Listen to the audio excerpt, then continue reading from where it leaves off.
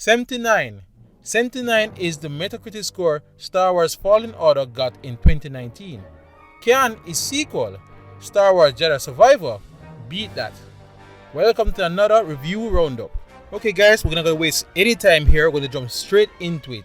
Here's Chris with Game Informer, who gave a score of 9.3 out of 10. Developer Respawn Entertainment clearly took a measured and thoughtful approach to analyze what worked and what didn't in its last Star Wars game, and Jedi Survivor feels like a worthy attempt at evolution. It captures the magic of Star Wars as well as anything in the current canon, and it's a stellar adventure in its own right. Still, nailing the fantasy of being a Jedi doesn't hurt. Okay, welcome back. As you can see, Game Informer gave a very glowing review. I read the review and they absolutely loved it. To them, it was a complete improvement on the first game in every way, from the combat to exploration to the puzzles, and they just wanted more. They're begging Respawn Entertainment to make a third game because they absolutely love it. So easy to see where the 9.3 out of 10 is from. And then it's moved right along. Here's Destructoid, who gave a score of 9 to 10. Here's Chris with the review roundup. I only platinum a few games a year, but I'm considering going the distance for Star Wars Jedi Survivor. That's how much I liked it, and I would have scored it higher if the technical concerns weren't in play.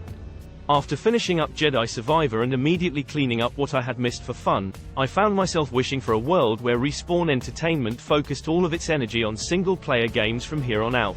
Okay, Destructoid, another great review. They also love the game. Also saw it as a major improvement over the first one, and they would have given it a 10 out of 10 if it wasn't for one or a few little technical issues. They reviewed it on the PS5, and they had issues of crashes as well as some frame rate stuttering, and to them those are mild hiccups, but it was enough to give them 1 point. But they absolutely loved the game. So from then we're going to move on to IGN, who also gave it a score of 9 to 10. Star Wars Jedi Survivor takes what Fallen Order achieved and wall runs with it, then double jumps and air dashes straight into an epic lightsaber battle. With a new set of larger, more diverse, and densely packed worlds to explore and a memorable cast of returning characters, Survivor tells a story that may be predictable but is still fun and at times emotional to watch play out. Launch performance issues aside, it's a sequel that does virtually everything better than the original, which was already an exceptional Star Wars game. If Respawn makes one more like this, it'll complete the best Star Wars trilogy in 30 years, hands down. Okay, IGN, welcome back. So that's IGN score of 9 out of 10, and they also love it. That's obviously with the score seen at 9 out of 10. They saw it as a bigger, better version of the prequel. Everything in there, much improved. The combat is what they especially love, that is much improved, along with the exploration. They even really like the story, but they thought the story could be a bit less unpredictable, you know. But great scores again. It's continuing. And who's next? We're going to try to balance it out now with what I found to be the lowest credible score. And surprise, surprise, is GameSpot, who gave it an 8 out of 10. This is what they got to say about the game. Survivor's technical performance is a stumbling block that must be noted. Playing on Xbox Series X, I experienced random crashes on a number of occasions, all annoyingly during cutscenes before the game had a chance to autosave. On one unlucky, and deeply frustrating, occasion, the game crashed during the cutscene following an especially challenging multiple-phase boss fight that had taken me many attempts to finally beat. Because of the crash, my progress was lost and I had to fight the boss half a dozen times again, earning a victory that felt so much more hollow than the first time I beat him.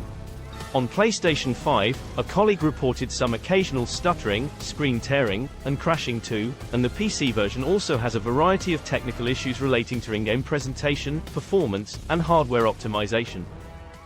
So yeah, 8 out of 10 is not a bad score, and I must say, all my years of playing games and looking at reviews from all these critics, GameSpot are one of the toughest critics out there. So 8 out of 10 from them is not bad. Their biggest issue, as you can see from the review roundup there, is the technical problems they had. They played it on the Xbox Series X, and it seems the Xbox Series X is the worst version at this current time amongst all of them. You know, that's it's not that surprising. It seems that most developers are focused on the PlayStation 5 at the moment. But there are still, as they said here, that his colleague had issues as well as occasional stuttering and screen tearing on the PS5, and even the PS version can do some sprucing up. Luckily for us, we're in the modern age, and I expect a patch to come out for this. But apart from those technical issues, they also love it. Anyway, we're going to wrap it up now with Games Radar, who gave it a 4.5 out of 5. It's the confidence to unabashedly lean on what's come before that lets Star Wars Jedi Survivor become its own excellent version of something new. Respawn pushes slowly at the edges of Fallen Order to expand its take on this world, doing so with an obvious love and respect not only for its source material, but its characters. Where it overreaches, it does so out of an ambition so apparent that it leaps off the screen, but always manages to ground itself in a beautifully human story. In allowing Cal Kestis' story to grow with him, Jedi Survivor establishes what could be the next great Star Wars hero, and is certainly the next great Star Wars game. Yeah, so another great glowing review, another review that highlights the great mark improvement the game had over its predecessor. They loved everything. Again, the combat was much better.